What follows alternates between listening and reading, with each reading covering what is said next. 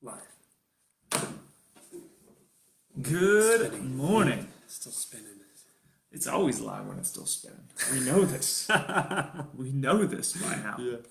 There we go. Huh? That's a new one. Yeah. It says live. So It says live. Whatever. So, okay, Facebook. You know what I thought about this?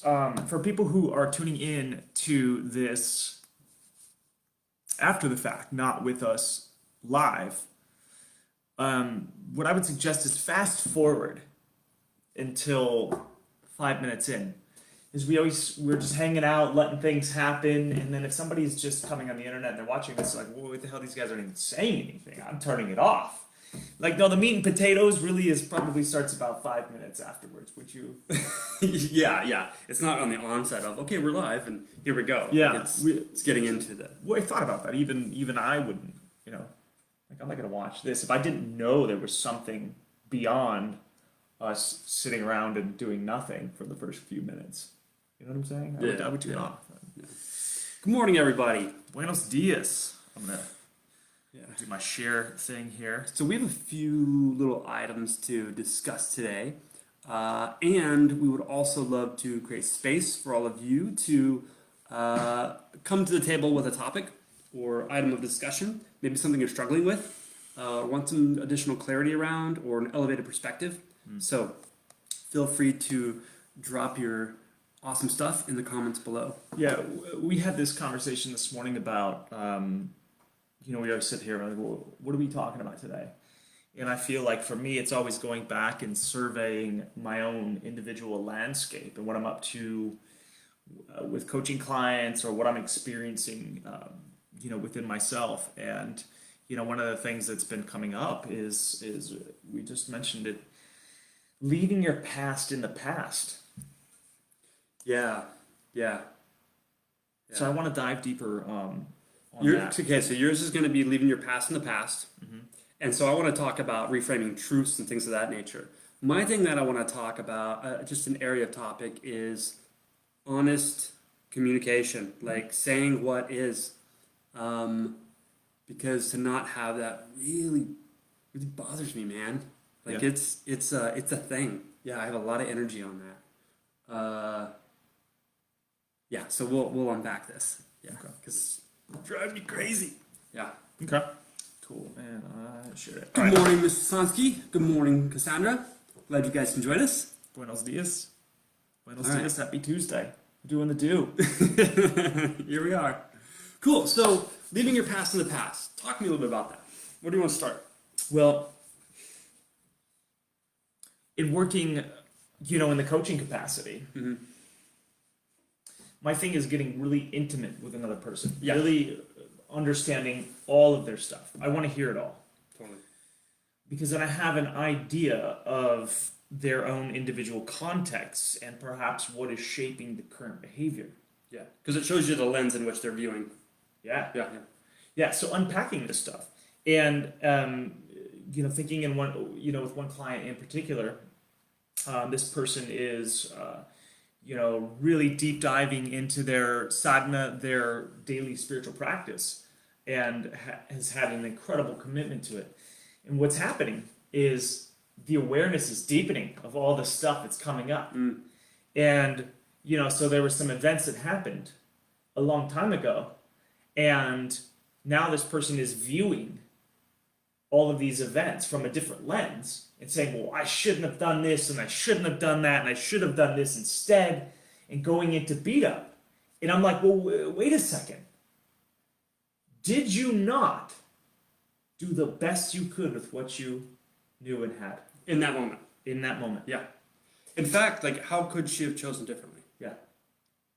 And so now that this person has this elevated lens on the matter, is to go back and criticize all of these spaces and say, "Which is so easy to do, by the way, in retrospect. Hindsight's always 20/20. Yeah. And so my coaching is you can't change what the event happened, and perhaps looking at it now, it was to teach us a lesson and set us up for growth.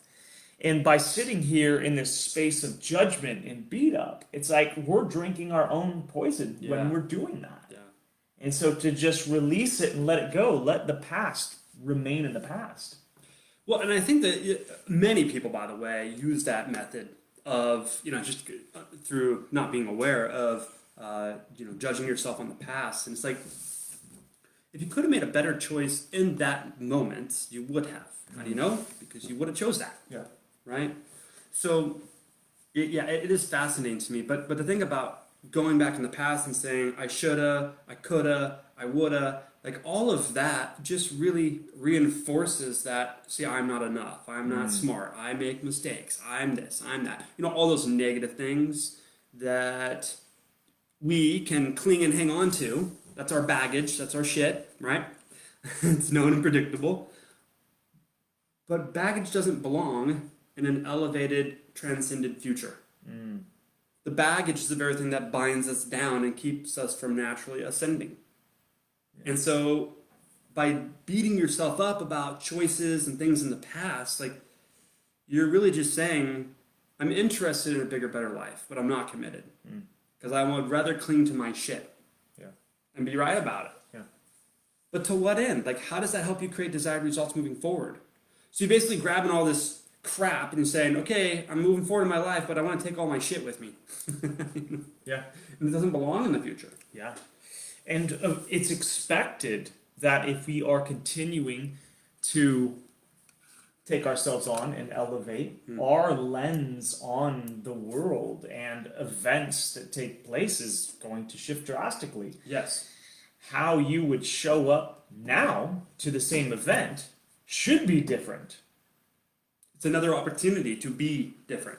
Yeah, and if you wouldn't show up different, perhaps there is maybe lacking some growth in that area.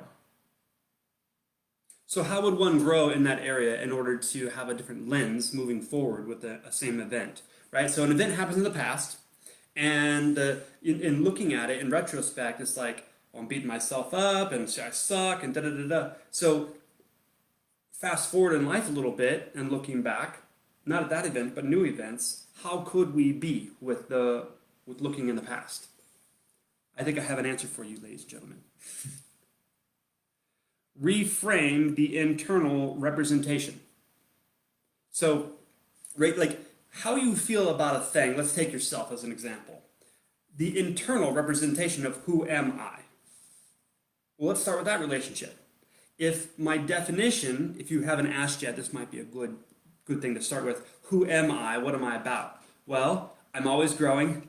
I'm in a state of flux, right? I'm never stale or stagnant, because if I am, then I'm decaying. So for me personally, I'm always in a state of growth.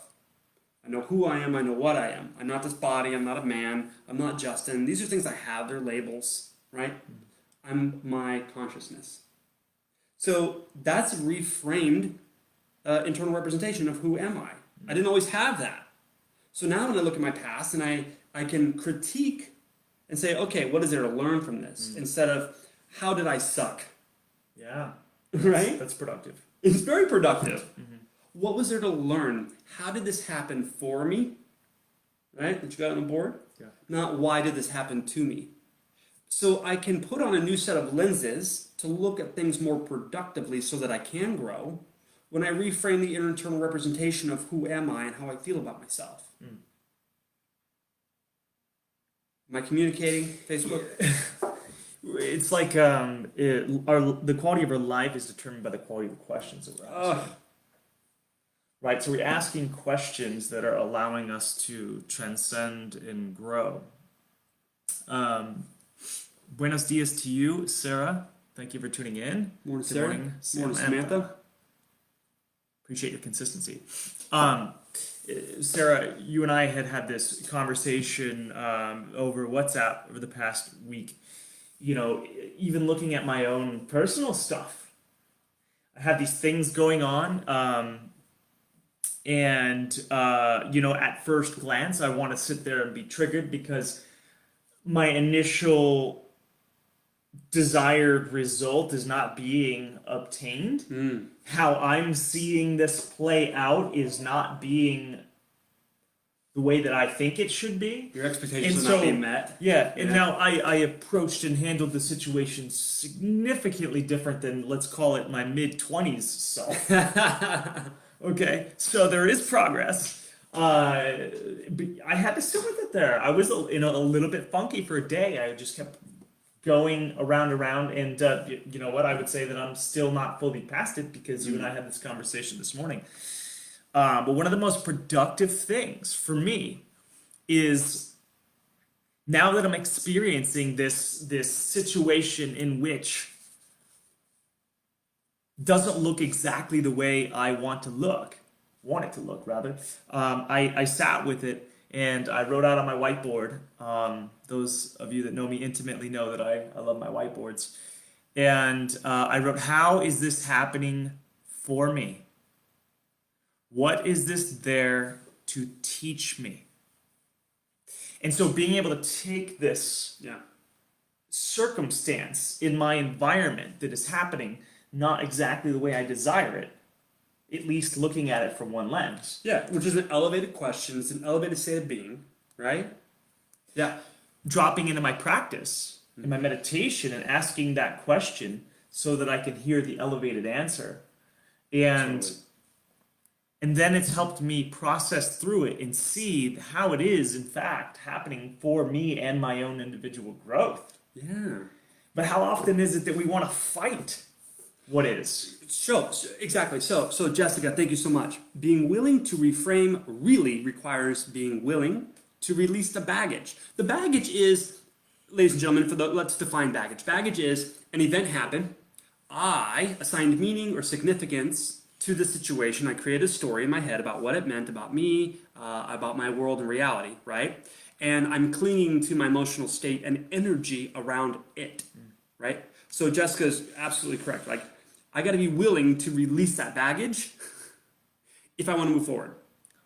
And so the thing about it is, like, ladies and gentlemen, so if you suffer from beating yourself up about things you did in the past, whether it was 5 minutes ago or 5 years ago, if you can reframe your relationship, your internal representation to who you are and how you feel about yourself, then when you have a situation where life is not meeting your expectations and you're in resistance and you're disgruntled and you're a little pissed off, you're a little deflated, right? If that's ever happened to anybody, like, okay, and really just look at it and go, okay, now that the situation has come up again for my benefit, for me to grow, did I make progress in how I was being and how I function and operate with the situation compared to last time? If the answer is yes, you're winning. Round of applause. You're winning. Now, so here's what people are going to go. Yes, but. And that but just fucking negates everything else that follows. My apologies. Right? Because it's like, yeah, but I still lost my cool. Yeah, but you went like 5 hours before you did. Or you, right? Yeah. Or you didn't get as elevated and as triggered by it as you used to. Like, progress is progress is progress. Like, what's your definition of success? Ours is, success is the progressive realization of a worthy ideal. Okay, so what's your worthy ideal? Well, I desire to stand in my truth and not allow anyone, anything, any circumstances to shake me from my foundation. I stand firm in my light and truth. Therefore, when situations happen, if I stand in that spot a lot better or for a lot longer and I'm making any kind of progress, by definition, I am progressively realizing that worthy ideal of becoming my highest self. So, like, celebrate the progress. I don't care how small and incremental. I don't care how seemingly insignificant. Progress is progress is progress. And if you focus on that, guess what?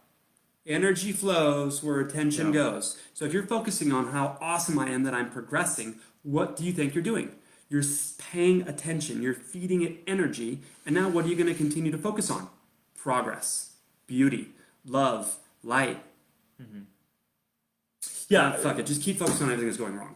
Yeah, and I'm sure we've all had encounters with people who always find something to complain about. No matter how beautiful life is, they only see The bad. Yeah. Yeah. And so you're saying, in regards to energy flows where attention goes. Feeding it on the small wins in the progress, we then see more progress. Yeah. And then we stay in this space of growth. Yeah, and it builds momentum, doesn't it? Yeah. So you ascend much faster, naturally, without the forceful grind. I don't know how you force out spiritual growth. Yeah. It's an oxymoron. It just doesn't go together. Yeah. It's a surrender, an acceptance. Yeah.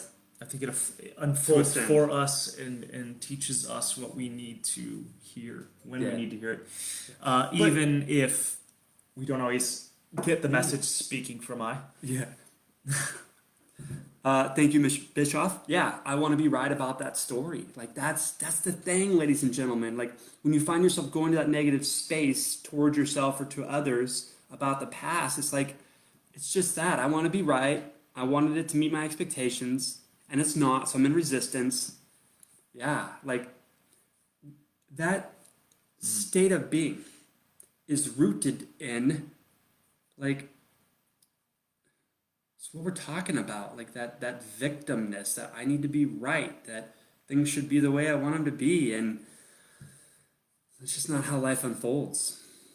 But I do believe that it's always unfolding moment by moment for our best, highest and best self, like outcome. Always. The universe, God, spirit, whatever you subscribe to, is always here to support us, and it's always unfolding. The question is, do you have it on the right set of lenses so that you can see it? You know what I mean? Like, I got these sunglasses. They're Maui gems. I love them. And they're polarized. Now, yeah, you end up paying a ton more money for polarized, right? But here's what I noticed. When I have those on, it reduces glare when I'm driving. When I have those on, compared to when I don't, I notice clouds a little differently. Rainbows, all kinds of different like color spectrums. It's a clearer experience of the world. So, like, what lenses are you putting on? And if you put on a different set of lenses, you might actually see something different. Yeah. So what's your internal representation of a thing? That's the lens. What does this thing mean to me? And all meanings assigned, so can I reassign the meaning to something so that I put on a different set of lenses? I'm taking in different information. There's something I learned at this little seminars. We've said it on here before, so it's not totally new, but it's good reinforcement. It's like information comes in through our eyeballs. Well, our eyeballs don't make meaning or anything. They're taking in light. It's just a receptor. It's just a receptor. So what you see is not always what you see. What you see is what you expect to see, right? It's the meaning-making machine. Yeah. And so information comes in. We're not taking all of it. They said at the seminar anyways, 2 million bits per second of information coming in, and we capture about 126. So what 126 out of the 2 million are you taking in? Yeah. Well, if we have a brief conversation, we'll know what your internal representation is. That's your filter. And so the filter takes in information, and it deletes what's not important, that doesn't match the filter, or distorts it to make it fit. Yeah. That's called like delusional. Or just like straight up generalizes it and categorizes it so you can move forward, right? So you don't see with your eyes, man. Yeah, this case in point, my relationship with the mother of my kids, at a certain place in our relationship, I started to really go down this path of working on myself and going to seminars and hiring coaches, and I slowly started our communication really, like I started to see that there wasn't a lot of commonalities, like shared interests. Hell, we couldn't even have a conversation of depth, at least to the degree that I wanted to. And I went through this place of trying to make her wrong and trying to go fix her. And like, why can't you see the way I see? And you need to do this, and you need to do that. Life's going to be... And of course, it was coming from a place of love. At least I think that this is how she can have a better life in this So instance. she's not suffering. Yeah. And so for her, it was, well, what's wrong with me? All of these things. And so these kind of me... unsolicited advice wasn't really received so well, and I can see where she came from 100%. And so even in our relationship is so good now. We've been split for almost 4 years, and for the first 18 months I would say that it was we triggered each other a lot. And almost everything that I would say would pass through a lens of, I'm not good enough. Why are you attacking me? Why are you judging me? And so no matter how I would, and I wasn't as, open and aware of this dynamic until, recently over the past maybe 2 years, which is probably why our relationship has gotten so much better, co-parenting. But for the longest time there, that meaning-making machine was Justin's always judging me, I'm never good enough, and blah, blah, blah, whatever that was. And so anything that I would say would be spun through this lens. Yeah. And interpreted as, I'm not good enough, why are you attacking me, can't you just leave me alone type of deal. Yeah. And I can 100% see where she came to those conclusions. Well, because she already had that belief about herself. So here you are, information comes in, it fits, so what do you think's going to happen? Defensive, pushback, right? Uh-huh. And by the way, I'm not picking on her like at all. We all have that on some level. Good morning, Mr. DeFreitas. April, good to see you all. Caro, buenos dias. So yeah, we all have that on some level, Yeah. right? Yeah, we're all battling with that. So back to the meaning-making machine. As we continue to evolve and grow and expand, events take place in our life. What are we making them mean? And why? Yeah. Why choose that meaning out of an infinite amount of possibilities? Yeah. So the practice is, next time you're triggered or in a situation that doesn't feel so good and aligned, a situation in which you feel tension or resistance, sit with it for a bit. How is this happening for me? So one of the things that came through in the tension that I was experiencing was, it's calling forth a more powerful version of me. Oh, that sucks. Yeah. Thank you. For sure. Right? Yeah. What an opportunity to grow. Absolutely. When, again, at first I was completely in resistance. Yeah. It's like, oh, this isn't happening exactly the way I want it. Why does it take so much effort? Sometimes sitting with that question, how is it here for me, is what unearthed the lessons in it. And it took me a few days to get to that space. So what you're saying is, when you feel there's friction, resistance, some kind of lower vibration between you and another person or a situation, by just simply asking a question, how is this here for me? That is, so your emotions, your state, is the trigger to go, okay, something's not, I don't desire to feel like this. I am out of homeostasis. Something is knocked off emotionally, energetically, right?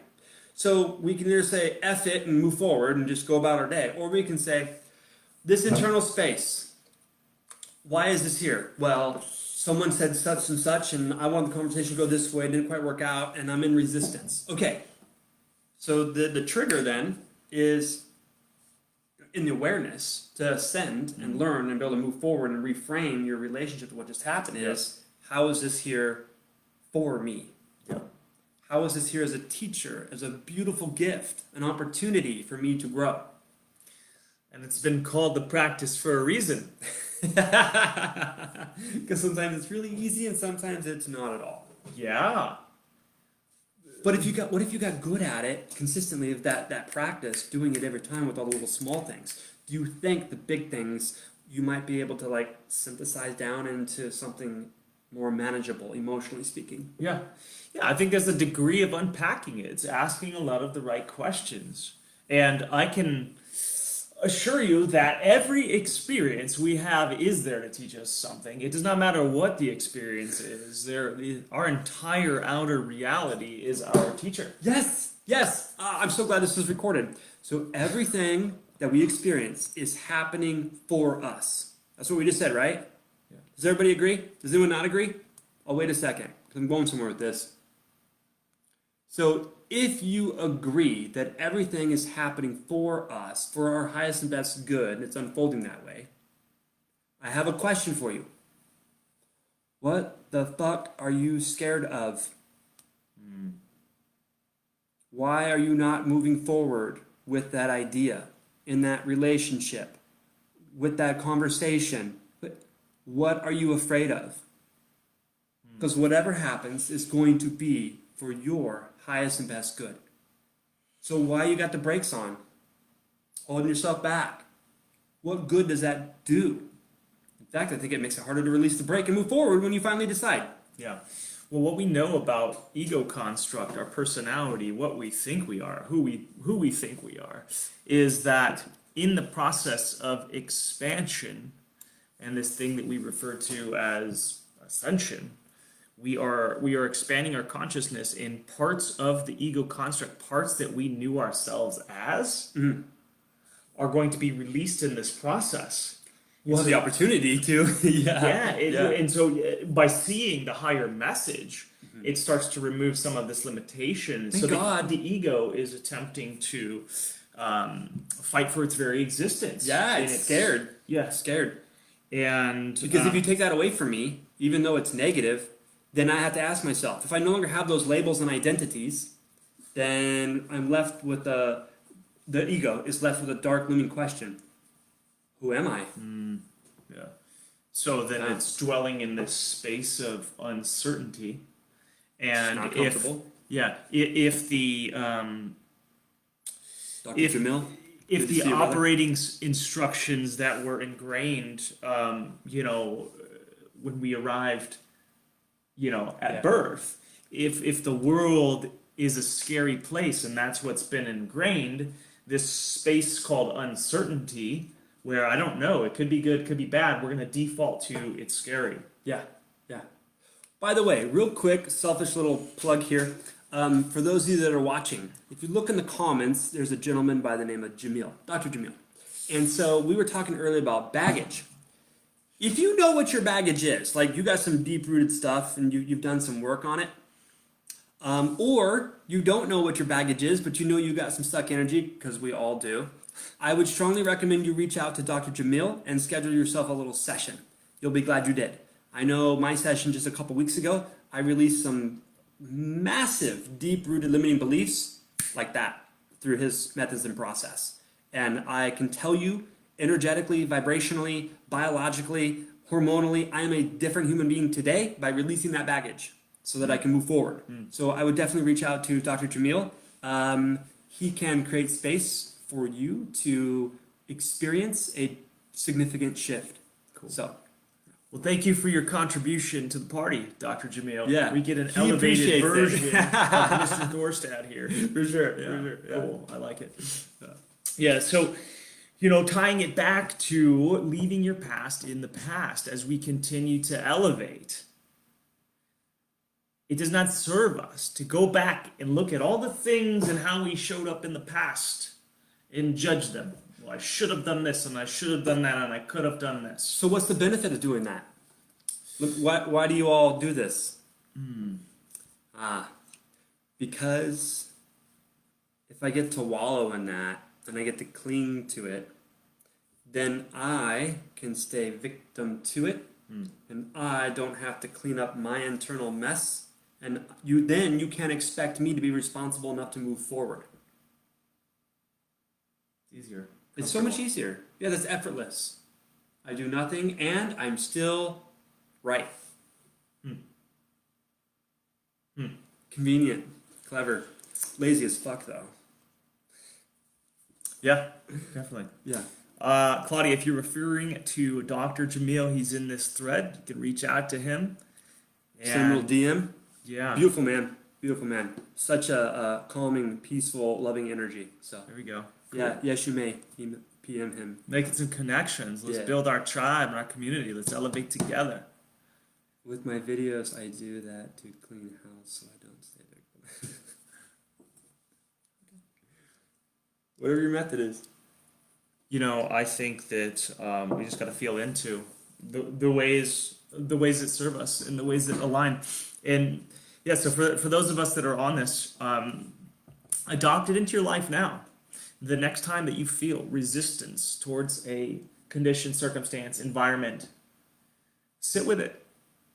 Go do some breath. Go connect. Ask the question: how is this here for me? What is this teaching me? Yeah.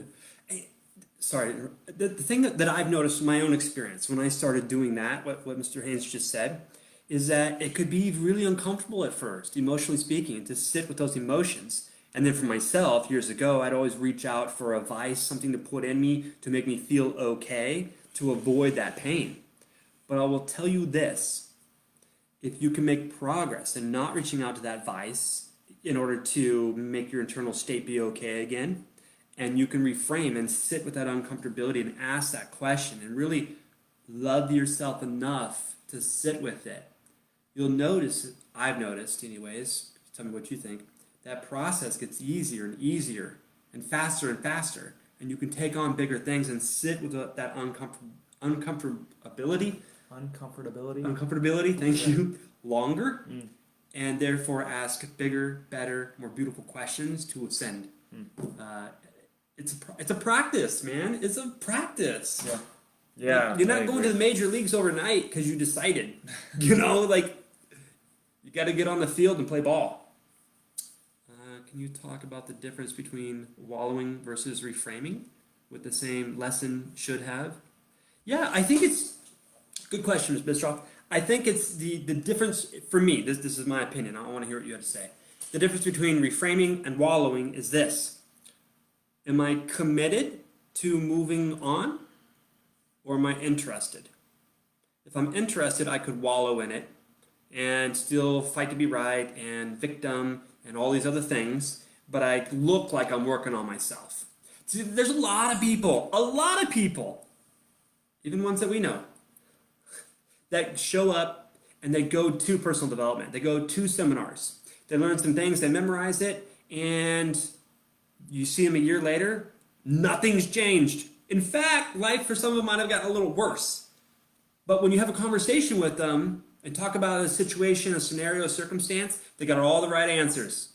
But they don't know how to execute. They're too afraid to execute because they got all the right answers. They know what to do. So the strategy is not the solution. It's who do I desire to be? Someone that implements this new strategy and sit in that uncomfortable... what is with me today?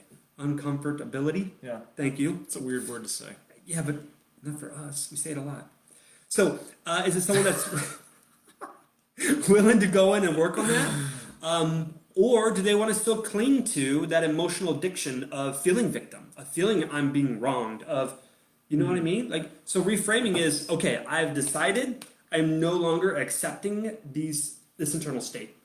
And if I'm responsible for my own internal state, then I'm going to reframe and change the way I look at this thing. Because when you change the way you look at something, the things you look at about it and other things change. Yeah. Right? As within, so without. So reframing is really wanting to shift my internal state to be more, to be love, to move forward, to ascend. Yeah. That's reframing. Wallowing is more of fighting to be right or clinging to what happened so that I don't have to be different.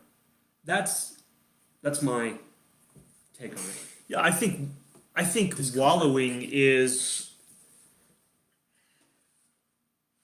a way of us throwing our own little pity party. And like you said before, it lets us off the hook that we don't actually have to grow. And when we go back and look at this past traumatic experience and we sit there and say, well, I should have done this and I should have done that, and how could I be so stupid? That's the wallowing piece of it. Back to the conversation earlier about how we're always doing the best we could with what we knew. We're looking at that situation from an elevated state of consciousness now. And so how dare you judge who you used to be from this new elevated space? Yeah. Well, and here's another question for you all. So for those of you that do this, because many people do, the vast majority of the population, only like 95% do this, right? only 95%. Shit, that made me laugh, and I lost my train of thought. Oh shit, I lost it. Okay, moving on. The lesson reframing should have. I think the idea is to slowly unpack it. If you have this resistance or these thoughts continuing to come back up, it's to sit there and look at all the lessons that it gave you, to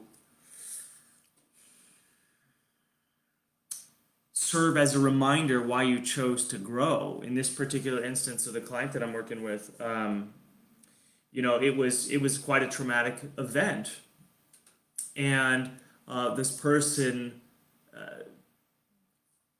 felt the world was a scary place. And instead of saying something to somebody, they kept it all inside because of fear for somebody getting hurt or fear for not being believed and all these things.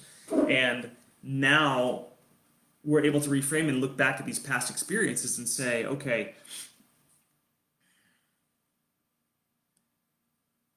then I didn't use my voice. Now I'm committed to using my voice. And so I think it's all a lesson. And instead of going back and judging it, how was it there for me? Yeah. And, didn't we do the best we could at that point in time and let it go? Now it serves as a reminder why I want to continue this work and continue the growth. Totally, totally. Yeah, that's such a big one. Like, to look back at the situations and some of the ones that had the most impact, likely negative, like those are the biggest teachers. Because that's the biggest amount of energy to move past, right? Yeah. So, hello, Ms. Hernandez. Good to see you. I'm just not speaking today. The words are not coming together. Yeah. Pour What some it more is. coffee. No, I guess. Okay, so you want to talk about something. I do want to talk about this. And I think everybody wants to talk about this. This is like the topic of topics for me. This has been coming up quite a bit for you. Everywhere. Okay. Everywhere. Honest communication. Okay.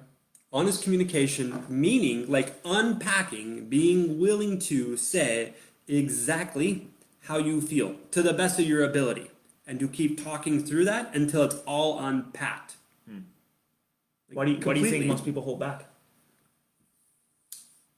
Their own bullshit. Okay. Like, if I am honest, then something bad might happen to me. Because now this person might do something with that information that doesn't include me. Like, they might leave, or they may say no, or I'm not going to get the desired result if I am completely honest. Yeah. But here's the thing. This is why it's such a passionate topic of mine, is because I don't like conversing with people that are not honest. Because if you're not honest with me about how you really feel and what you really think, now I have fragmented, distorted, and faulty information to work with. What the hell am I going to do with that? Now I'm going to make decisions. Now I'm going to bankroll something. Now I'm going to go all in on your bullshit, faulty information. Thanks. Appreciate that. Yeah. Like, why don't we just say what is? I think it's a very selfish thing to do. Yeah, to not just be like, here's what is, or speak in code, or be vague or ambiguous. Like, get to it. Yeah. I think my context around that is people's need to be liked by another. And if I say something, it could potentially jeopardize this being liked by the other person. And good Lord, I need the validation from this other person, because who would I be without that? Because my self-worth is low. I find that in continuing this path called taking myself on and doing a lot of the work, that I need less from the outer environment. And so, perhaps earlier on in this journey, it was harder for me to speak truth to people. Sure. But now, being more solid in the foundation, I don't need any form of validation from another. And so if they decide they don't like me because I'm speaking truth, then that's a them thing and not a me thing. Yeah. I guess what I'm saying is my issue is, yeah, totally. Because, like, was I always honest with my communication? No. Yeah. No. Right? Because of those insecurities and things, right? Yeah. That's what's kind of driving the behavior, the belief systems. Yeah. Right? However, now where I'm at, it's like, it's difficult sometimes to know if I'm getting honest information. And if I'm not getting honest information and I'm making large decisions based on faulty information, like, that sucks. I guess that's all happening for me. Yeah. Yeah. Right? Like, I'm not going victim to it. I'm just saying, wouldn't it be nice? Wouldn't it be nice Yeah. if we were all just honest? Because instead of needing to be liked, I wanted to be respected.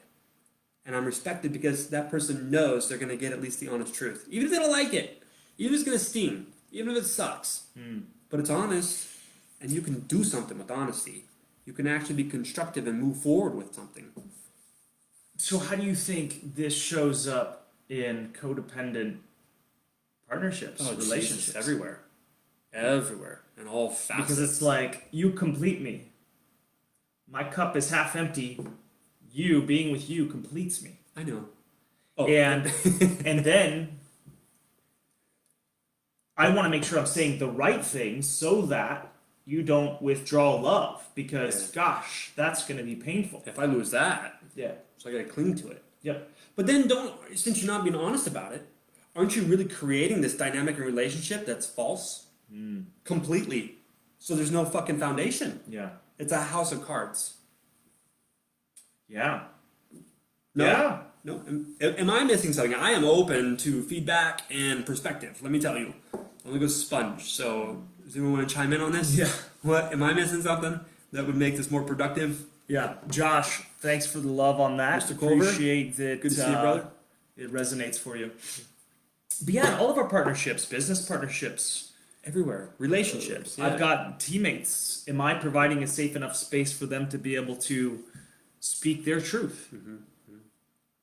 Or are they feeling that they will somehow have some sort of pain associated if they tell me how they really feel? Totally. And listen, I'm not saying that it's easy, right? Yeah. Like, it is not easy sometimes with some situations, dynamics, and history and all this stuff to be honest. That's not always easy.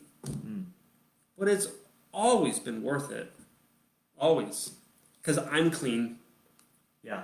I'm And I think clean. that's the important piece. I can look at myself in the mirror. I can sleep at night. Like, That's good. this is how I feel, and this is why. Like, speak your truth. And I also say that when you're whole and complete and you need nothing from the outside world, it's much easier to dwell in that space. Yeah. I don't need your validation. This is just how I am. Yeah. I do want to jump tracks real quick and rewind the tape a little bit. Remember when I said, like,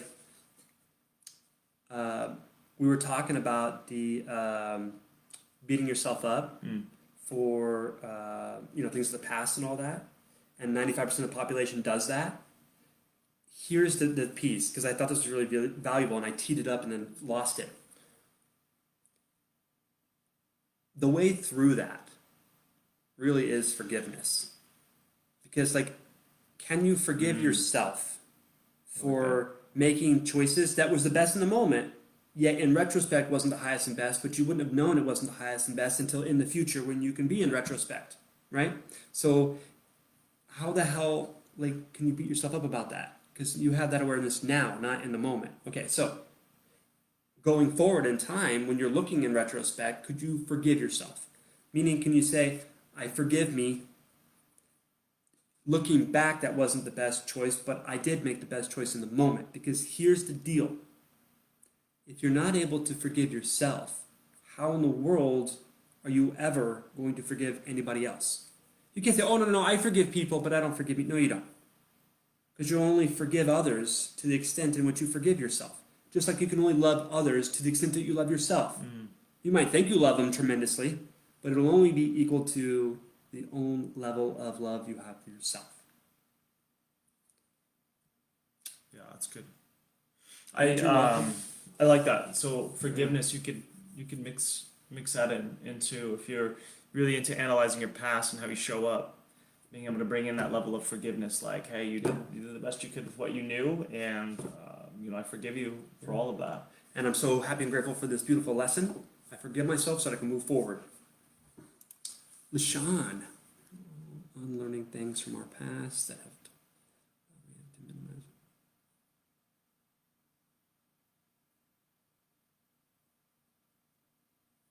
Yeah, and so I want to polish that up just a little bit, LaShawn. It's not so much about not caring what people think. That's kind of a surface thing. But it's not being consumed by it, right? Like, do I want people to like me? Yeah. I would rather people respect me.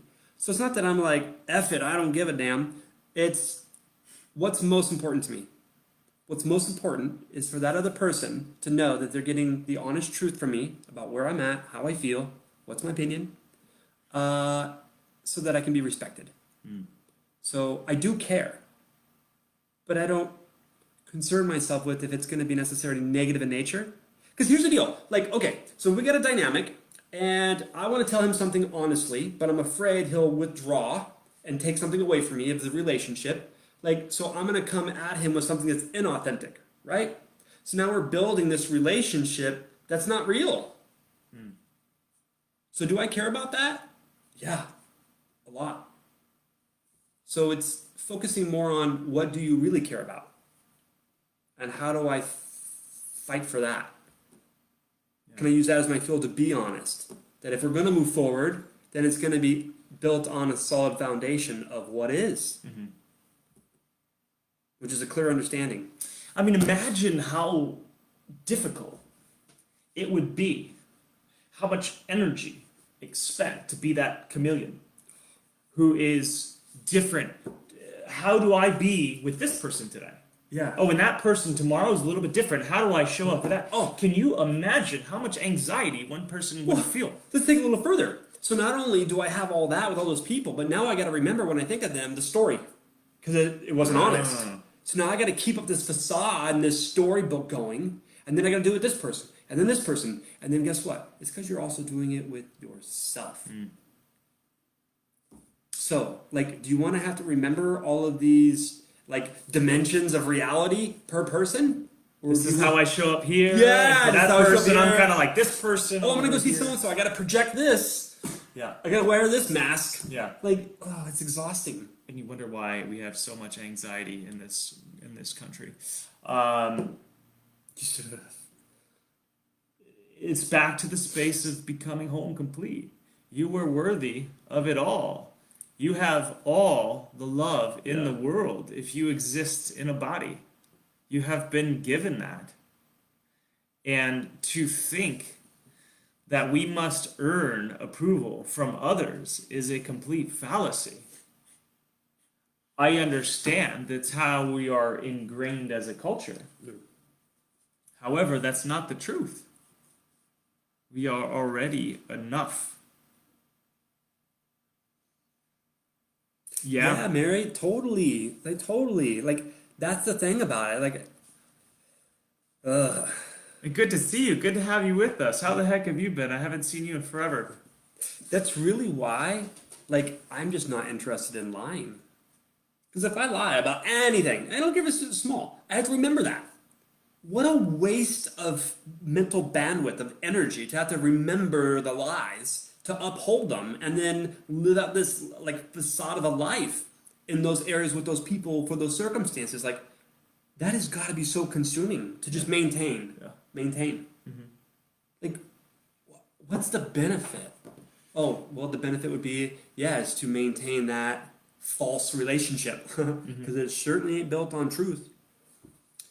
Yeah, so I think that we could all go and practice this today with even some of the smallest things. And perhaps, I always like language and delivery. I think that that's really, really important for us. And, it's, hey, honey, like how I want to respond is I want to respond in this certain way because I know that that's going to get the reaction that's going to be really harmonious, at least on a surface level. But like, if I'm speaking from my heart, here's how I'm really feeling. Like, can you grant me space to kind of sit with that? Like, well, so grant me space, right? So that's the other thing about honesty is like, it helps if you have a safe space to unpack where you're really at. Because if you don't have that, I think you're screwed anyways, right? Yeah. If you don't have a safe space, to be honest, like, what do you got? And why the are you clinging to it? Yeah. If it's that horrific. Compared to option B, which is a safe space where there's mutual trust and respect. So it's safe for you to unpack things. It's safe for you to work through things, right? And if you don't have that space, why do you have that dynamic? Oh, because of some kind of false sense of security, for some stability. Like, I don't get it. Seems I find with employers. And yeah, Sarah, I'm glad that this is resonating. Anytime we've got some good content for the Garden Goddess, and she has a smile on her face, I know we're doing good. So we're good. I like that. It seems I find with employers, I continually have to learn to forgive them.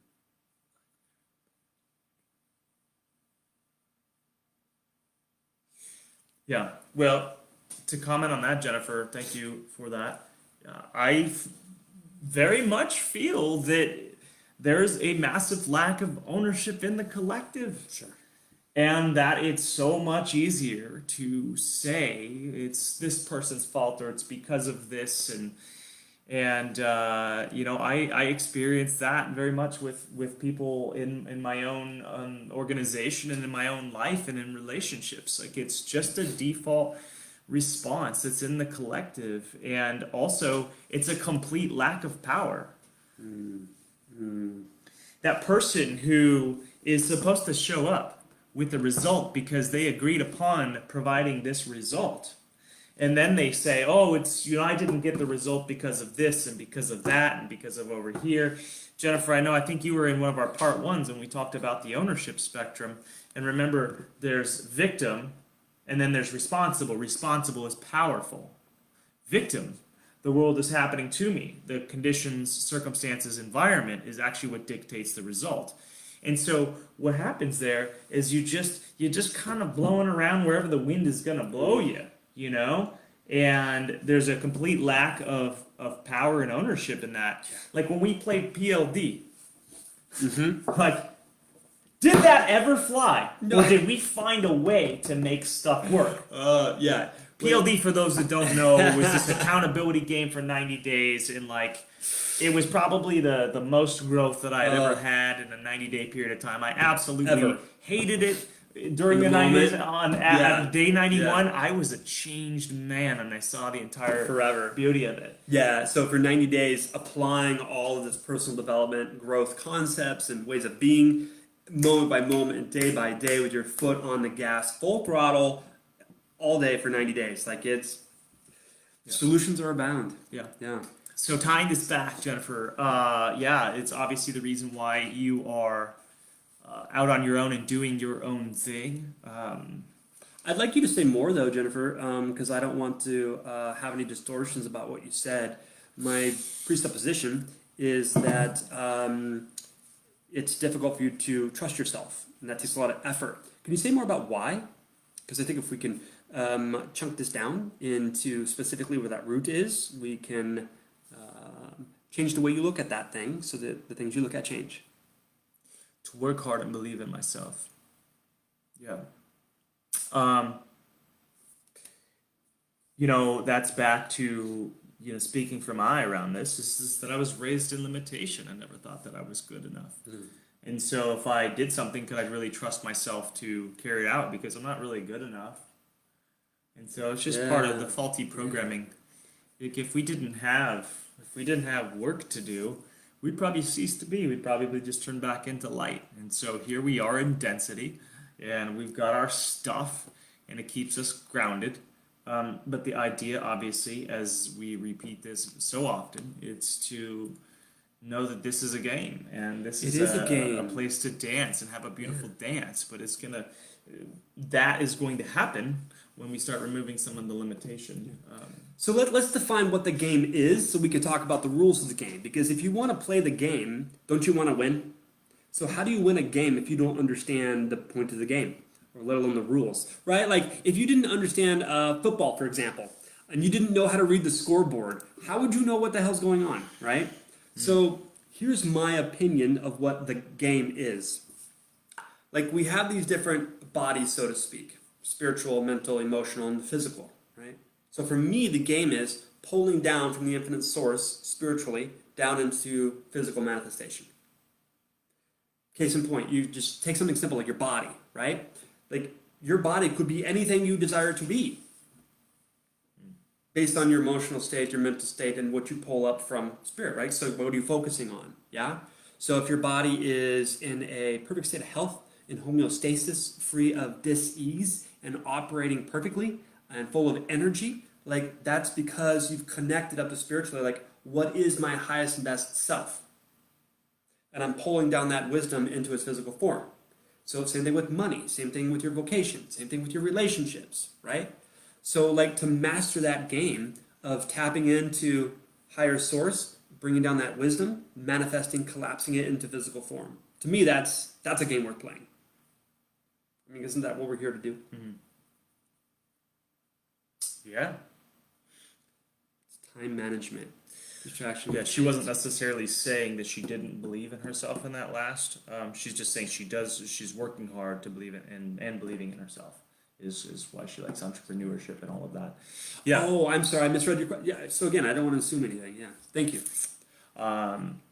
Yeah, I mean that's a lot of what we're dealing with for those who have kids. I mean, this whole thing has been a big disruptor for myself included, and I think it goes back to finding out what are those couple things that make everything else possible.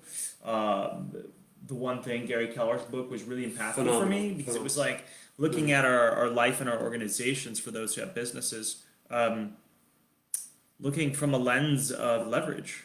And if I just do one thing that drives everything else forward, what is that one thing? And so if you're doing this thing called balancing with the kids and trying to keep my organization afloat, what's the one thing that makes it all happen? Yeah, there's 1,000 things that likely one has to get done within an organization, but what's the one thing that drives everything forward? Yeah. If the one thing that drives everything forward now frees up resources financially, then perhaps it looks like scaling the organization and finding somebody else to hire on and take care of those other things that you're not able to quite get to because you're now investing a good deal of your time in with the kids and whatnot.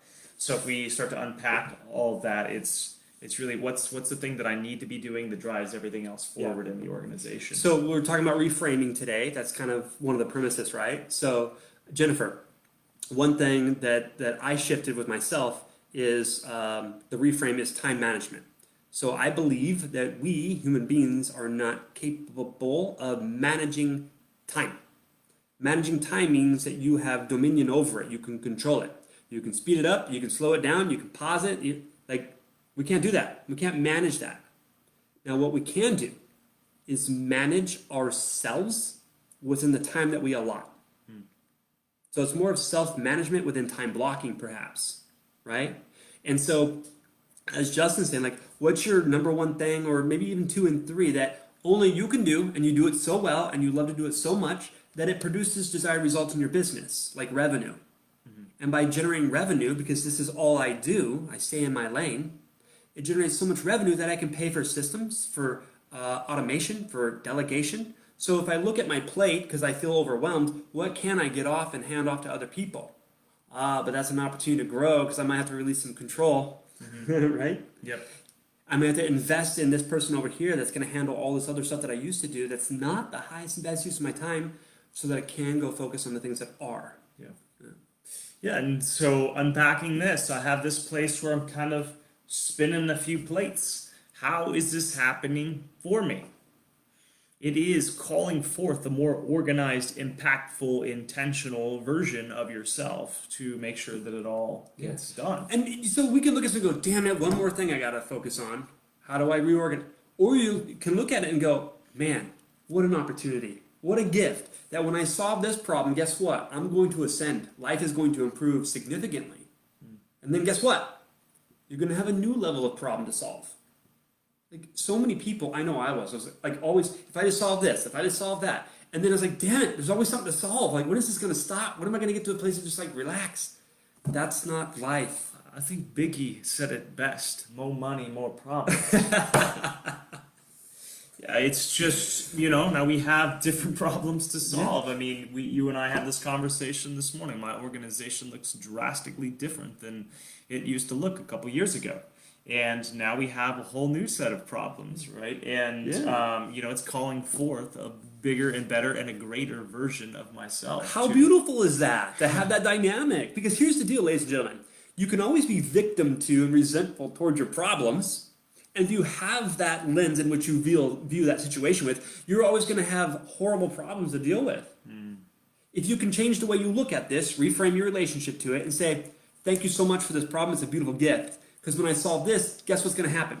Now I get to choose decide, and even create higher level problems for me to go solve. Now I'm on purpose. Yeah. So I'm creating my reality intentionally by design, by creating future problems that I'm going to have to bring a bigger, better version of me forward in order to solve that problem. Let's go. Yeah. Like, what would that life look like, Yeah. comparatively speaking? That sounds like a worthy ideal to me. Yeah, and I think you talked about this earlier of when this becomes a practice, we start to ingrain it into our physical system, Yes. and then it Mind-body becomes connection. it becomes the automatic, the default mode of operating. And so then something happens, you're in resistance, and you're always asking, what does this teach me? How am I expanding because of this? And we can get to that answer quicker, and then we just continue on our journey of expansion. Yeah, totally. Like, Yeah, Sarah, I second that. yeah, you can collapse that time and space. Those have usually been on medicine journeys It's a whole other conversation. in which I'm in an altered state of consciousness, but we have 1 hour.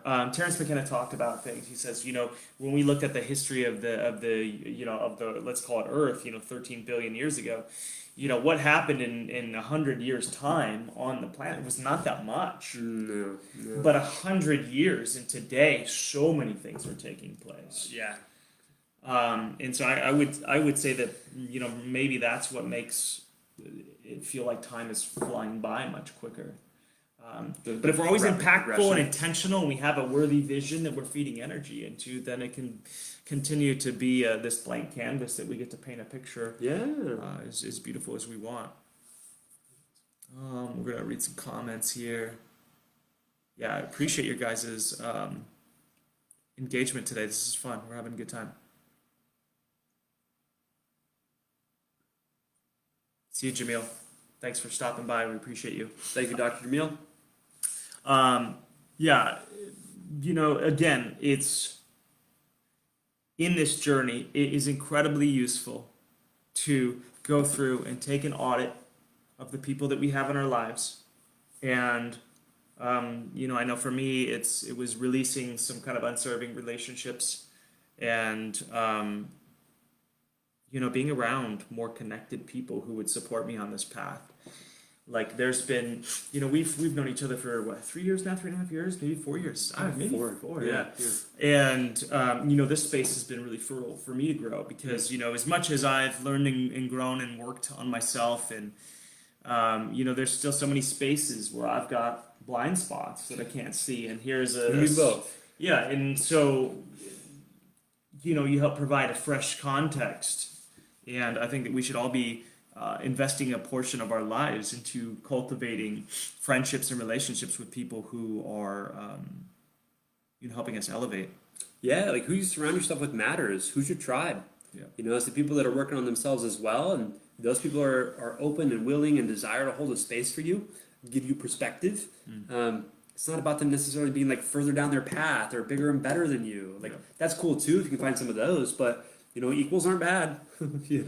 Even someone that's maybe a little less further along their journey. Like who's your tribe? Who do you surround yourself with to unpack your stuff and get some feedback and new perspective? Yeah, for sure. Jennifer, cool. I think that's a useful tool. My coaching to you would be go and write down the top 50 things you do in the week to both mom as well as run your organization. And then start narrowing it down to maybe here's the 5 things that drive the entire organization. And then perhaps looking at a certain way of partnering with another human to create a team environment that makes sure that everything gets done. And then, the other piece is, I've known even from my own experience, no one can do it better than me. And so, how naive to think that I'm the only person out of 7.8 billion people that knows how to do this. Yeah. I mean, as that's good as me. It's kind of ridiculous. I suffered for that for a long time. So, really what it is just us letting go of our control and trusting. And I had a coach. He was the highest net worth, highest income coach I've ever had in my life. And he always said in regards to leverage in expansion that anybody who can do the job at least is 80% as good as you, delegate that job and focus on the things that drive the organization, completely. And so, like I said, 80%, huh? I like 80%. that. Yeah. Yeah, that was his number.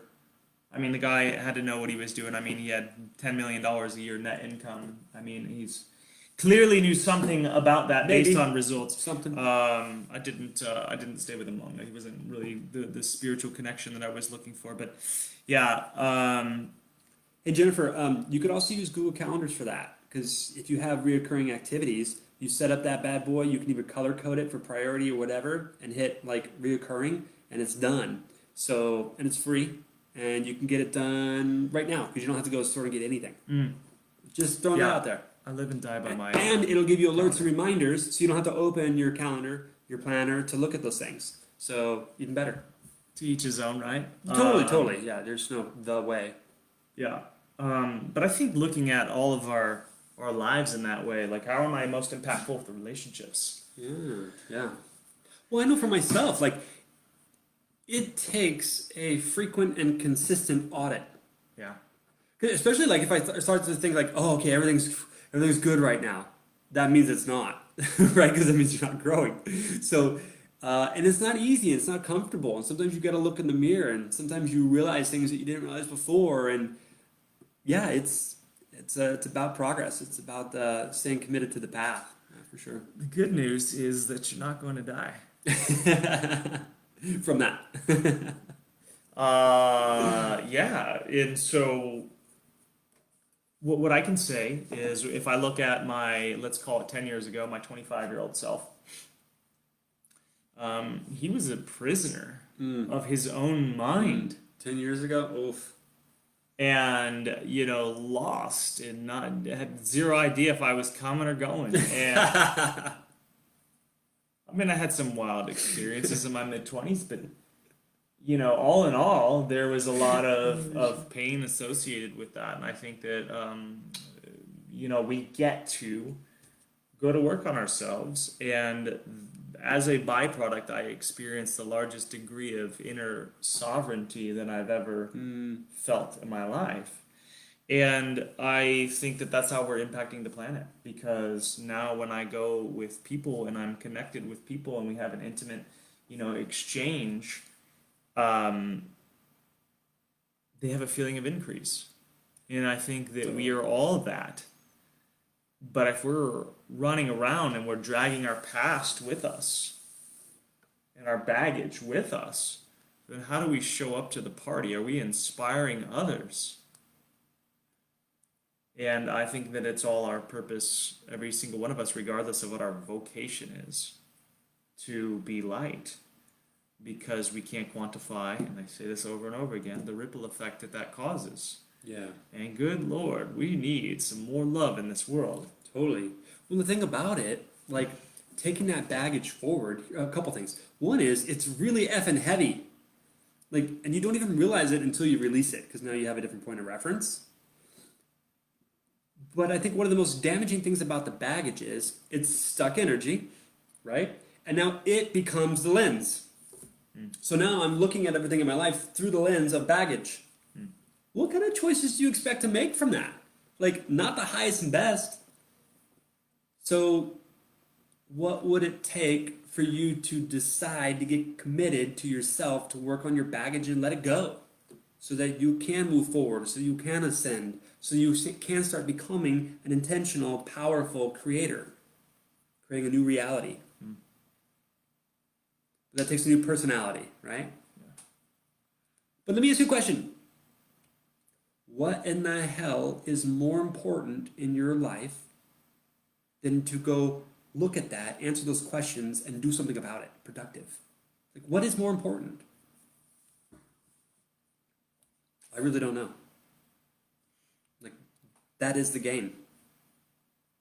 For myself. Yeah, I think this last weekend, when I was in this men's retreat and we were experiencing plant medicine, one of the gentlemen had brought a these hand carved stones, and they were all like animals. Hmm. And that was his contribution to the ceremony. I walked over and I grabbed a horned toad, and I wasn't really too sure why. It just called me initially. I just grabbed it, and it wasn't until later on in the actual journey itself that I realized why I had grabbed that. And the every time I go camping, just about every time I go camping with my boys, with Asher, he always catches a horned toad. Oh yeah. Yeah, of some sort. I mean, this last camping trip, I've never seen one that big. It was huge, Wow. and so it reminded hunter, me. It reminded me of like being deep in this medicine journey as a huge part of my purpose, of why I desire to show up as that powerful, loving warrior, because I've got these two little boys and they're following my footsteps, and I am the example of how to be. And so when I reached in my pocket, it kept me grounded to my why throughout the journey. It was really, really beautiful. That's cool. My kids are a huge factor, but I would say that even if the kids were in the picture now, I'm taking me on because I am enjoying feeling elevated. I'm enjoying that I've got this existence in this body, and that I get to play the game how I want, paint the picture as beautiful as I want. And so, mine is coming from a place of true choice that feels good. And Good. That's beautiful. yeah. All right. Well, we're getting close on time here. Does anybody have anything else for the good of the order? Good of the order. Anyone require support? Comments? Wait 30 seconds. So our takeaway, right, is that we have these things that happened to us in the past, and it's not serving us to keep going back in there and going into beat up. Right. So It's can to acknowledge it, forgive yourself, and see how much you've evolved, because you can see through a different lens. yeah. So it's also to ask, like, how can I reframe my relationship to this event to get the energy off of it so it's no longer stuck baggage, Okay. right? And so when we can take an event, we can take the energy off, and one way is to ask, how did this happen for me? What's the benefit? How is this a gift? And when you can do that, you can reframe the energy and move on. Like, that's a sign of wisdom, Yeah. right? Yeah. Like, learn from those things in a positive fashion, not store additional trauma. Okay. Yeah, to cultivate the knowingness that all experience that we have is there to teach us in some facet. Absolutely, or otherwise it wouldn't have happened. Can we view it from a lens of productivity? How is this helping me grow? Yeah, How is this calling forth a bigger, better version of myself? it's just a choice to look at it that way. Yeah. But that's the opportunity that's at hand. Mm-hmm. That's the beautiful gift. But I can see it, why we experience it so much in the collective, that victim energy of just, poor little me, and I can be right about how mean the world is, and how I'm not worthy of anything. I'm just going to be right about that. Yeah, continue to find and stack evidence to support that story. I mean, that's the cop out, really. That's how we can just live a mediocre existence. a reason not to show up. A spectator. Yeah, yeah. How is this experience a gift? Clearing baggage. Yep, very cool. I'm glad that you found value in that, and it can support you. So, thank you. What do you think? I'm feeling good. Yeah. Anybody else got anything? Yeah. Oop. Not continue to judge yourself on your worst decisions. Relax, getting before. Mm-hmm. Yeah, like, Mary, what's the benefit of going back and continuing to revisit those situations, to remind yourself of how much you suck, to remind yourself of how you're not enough?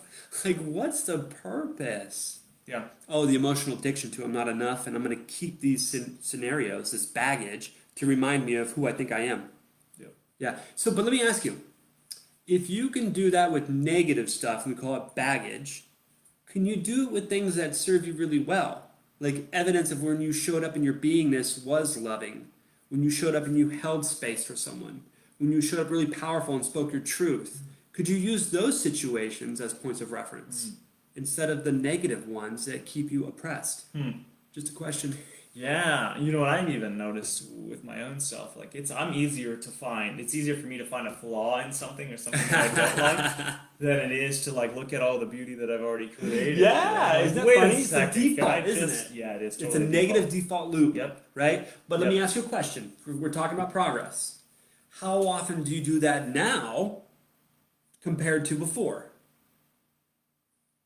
Well, significantly less now. Significant. But I can also say that I've set up my world in a pretty beautiful. When I sit here and look at what my life has evolved to, from work or how I show up or my Yeah. body or my creations and all those things, like I don't have a lot of things to complain about. No, well, so But I get used to it. yeah. So here's the deal. Yesterday, he sends me a text message, and it's two pictures. One is of me, and one is of him. How long ago was that? It had to have been at least 3 years. Yeah, probably. At least 3 years. Yeah. Because he sent me a picture of like this fat boy, You're a little fluffy. little fluffy. Yeah. And him and a picture of no shirt on, less hair, and bulkier. Right? Yeah. Like, You just changed. yeah, but it was intentional. It was intentional. It was by design. It was I'm going to be X, and I'm going to orient all facets of my Yeah. life and work on my insufficiencies and burn away that part of my ego and become integrated and whole so that I can move forward. It really is all moldable. It's all malleable. It's like a ball of clay. Yeah. It is. Yeah. And that's the beautiful, exciting part about it. Yeah. Now you just got to decide, okay, what artwork do I want to make out of this? Yeah. You know? Yeah. And really approach that, like when we're thinking about vision, really approach that from not what I think I can get based on my limitations and my programming, but really like what's your true choice? What was it? There was a blog called The Full Fuck Yes, and I love it. What? Yeah, the Are you Full sure Fuck that? Yeah, I think Hold out, man. I think it was the author of What Psychedelics Taught Me about the Coronavirus. One of the best blogs I've ever read. But it was the full fuck yes. What is that thing that you would just do regardless? And how when we think about our creations and our vision and what we want to bring into the world, we just approach it from like what we think we can get. Well, that's what we were talking about earlier. Like, so you have this ball of clay and you get to mold it whatever you want. The problem is if you're not working on the internal state and becoming familiar and exploring and discovering yourself, you're going to create a piece of artwork through the lens of the baggage. Mm-hmm. Yeah. It's going to be a pile of Yeah. stuff. Yeah. Yeah, it makes You sense. know? So leave your past in your past. If you guys appreciated this, Forgive yourself, move on. time and space. Always share our stuff if you can. We want to reach more people. We believe that it starts with it starts with us individually taking ourselves on, and then we cause the ripple effect in the world. And as we can all be aware, we need a lot more love out there, especially in a time like this. sure.